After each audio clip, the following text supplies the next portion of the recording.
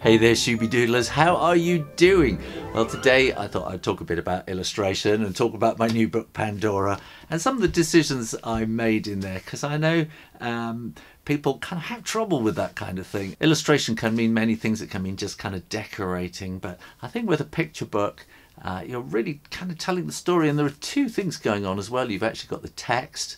The text is telling one story, and the pictures should be not only helping and enhancing the text, maybe they can be telling different stories and adding to the whole story as well. And also you're thinking about children are quite young at that stage, so you're wanting little cues and helpers to help the children kind of mix the text with the pictures, and so they can kind of work out what's going on, because learning to read is a really difficult thing to do, especially when you're 3, 4, 5, 6 years old. There's a lot of work to be done, and kids need every bit of help they can get, and that's where pictures and illustrations really do help. Now, of course, you also have this kind of artistic angle to the whole thing, and you want to make it a beautiful book, and you want to make it kind of an artistic statement as well.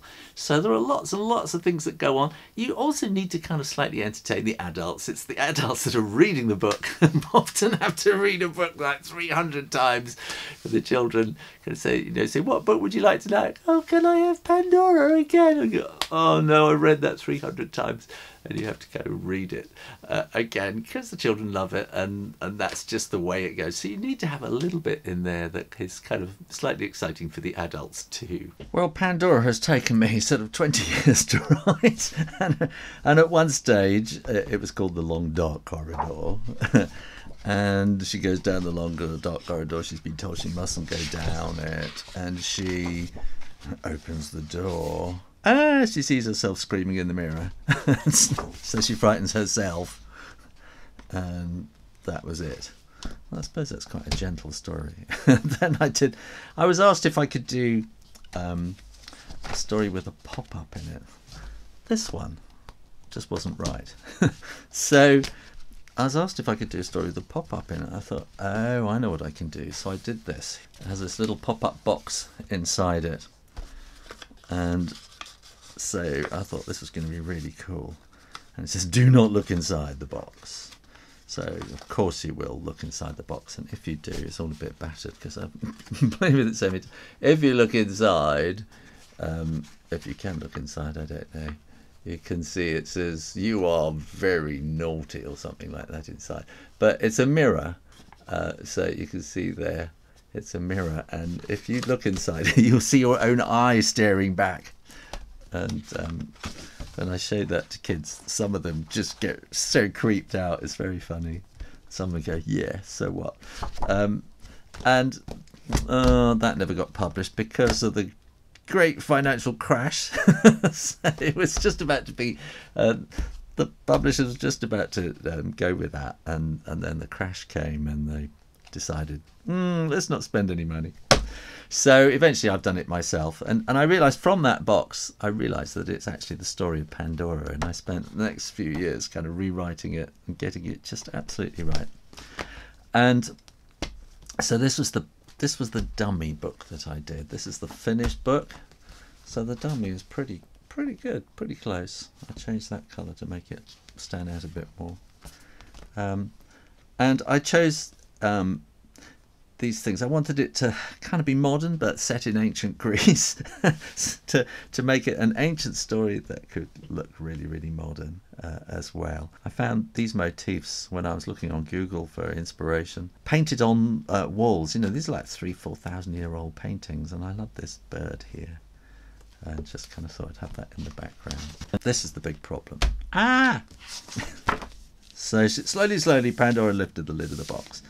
And I'd always imagined all these horrible things coming out, because these are all these pests. A cloud of horrid, nasty things flew from the box on rasping, buzzing wings. Each little pest had a different name, like trouble, hunger, fear, and shame.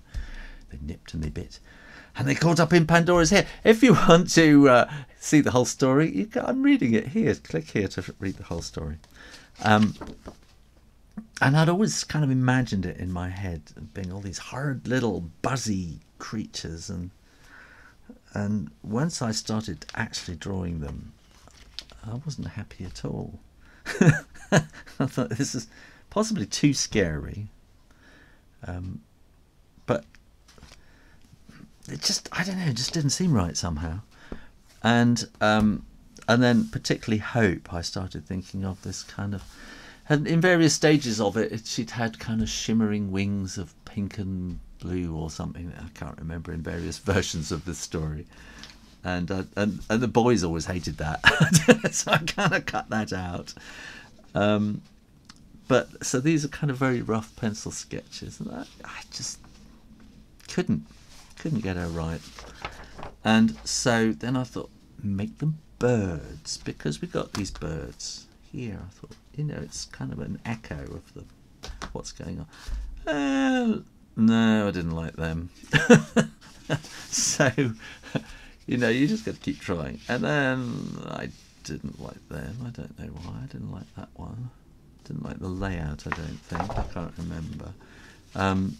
And these are, you know, this is kind of pencil sketch working it out. And so then I thought, here we go.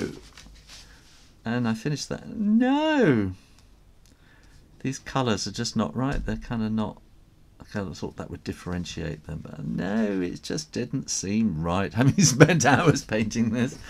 And then I thought, around the back of my house, we have jackdaws. And they have just been increasing and increasing and increasing in numbers just recently. And I have a tree I look out at from my studio window. And one day it was just black with jackdaws. Jack, Jack, Jack, Jack, Jack, Jack.